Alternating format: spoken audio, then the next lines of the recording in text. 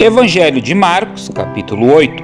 A segunda multiplicação de pães e peixes. Naqueles dias, quando outra vez se reuniu grande multidão, e não tendo eles o que comer, chamou Jesus os discípulos e lhes disse: Tenho compaixão desta gente, porque há 3 dias que permanecem comigo e não tenho o que comer. Se eu os despedir para suas casas em jejum, desfalecerão pelo caminho, e alguns deles vieram de longe. Mas os seus discípulos lhe responderam: Donde poderá alguém fartá-los de pão neste deserto? Quantos pães tendes? Responderam eles: 7.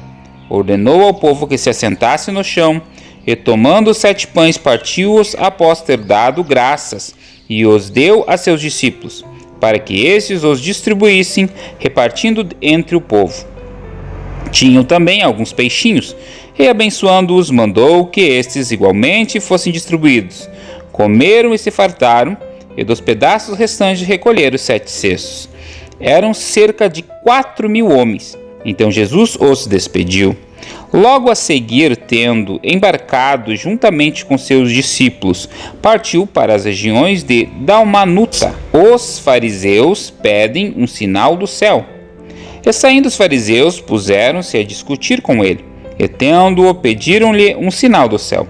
Jesus, porém, arrancou do íntimo do seu espírito um gemido e disse: Por que pede esta geração um sinal? Em verdade vos digo que a esta geração não se lhe dará sinal algum. E deixando-os, tornou a embarcar e foi para o outro lado. Ora, aconteceu que eles se esqueceram de levar pães e no barco não tinham consigo senão um só. Preveniu-os Jesus, dizendo: Vede, guardai-vos do fermento dos fariseus e do fermento de Herodes. E eles decorriam entre si: É que não temos pão. Jesus, percebendo-o, lhes perguntou: Por que discorreis sobre o não terdes pão? Ainda não considerastes, nem compreendestes? Tendes o coração endurecido? Tendo olhos, não vedes? E tendo ouvidos, não ouvis?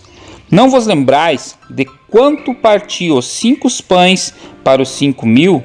Quantos cestos cheios de pedaços recolhestes?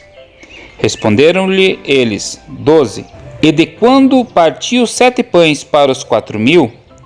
Quantos cestos cheios de pedaços recolhestes? Responderam: 7. Ao que lhes disse Jesus: Não compreendeis ainda?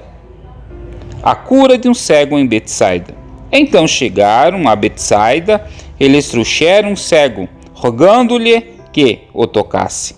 Jesus, tomando o cego pela mão, levou-o para fora da aldeia e, aplicando-lhe a saliva aos olhos e impondo-lhes as mãos, perguntou-lhe: Vês alguma coisa? Este, recobrando a vista, respondeu: Vejo os homens, porque como árvores os vejo andando.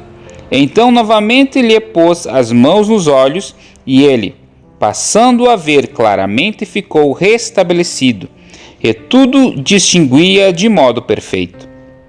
E mandou-o Jesus embora para casa, recomendando-lhe: Não entres na aldeia. A confissão de Pedro. Então Jesus e os seus discípulos partiram para as aldeias de Cesareia de Filipe. E no caminho perguntou-lhes: Quem dizes os homens que sou eu? E responderam: João Batista, outros Elias, mas outros algum dos profetas. Então lhes perguntou: Mas vós, quem dizeis que eu sou? Respondendo Pedro, lhe disse: Tu és o Cristo. Advertiu-os Jesus de que a ninguém dissessem tal coisa a seu respeito. Jesus prediz a sua morte e ressurreição. Então começou ele a ensinar-lhes que era necessário que o Filho do Homem sofresse muitas coisas, fosse rejeitado pelos anciãos, pelos principais sacerdotes e pelos escribas, fosse morto e que depois de 3 dias ressuscitasse. E isto ele impunha claramente. Mas Pedro, clamando-o à parte, começou a reprová-lo. Jesus, porém, voltou e, fitando os seus discípulos, repreendeu a Pedro e disse: Arreda-te, Satanás, porque não cogitas das coisas de Deus, e sim das dos homens. O discípulo de Jesus deve levar a sua cruz. Então, convocando a multidão e juntamente os seus discípulos, disse-lhes: Se alguém quer vir após mim, a si mesmo se negue, tome a sua cruz e siga-me. Quem quiser, pois, salvar a sua vida, perdê-la-á. E quem perder a sua vida por causa de mim e do Evangelho, salvá-la-á. Que aproveita o homem ganhar o mundo inteiro e perder a sua alma? Que daria um homem em troca de sua alma? Porque qualquer que nesta geração adúltera e pecadora se envergonhar de mim e das minhas palavras, também o Filho do Homem se envergonhará dele, quando vier na glória de seu Pai com os santos anjos.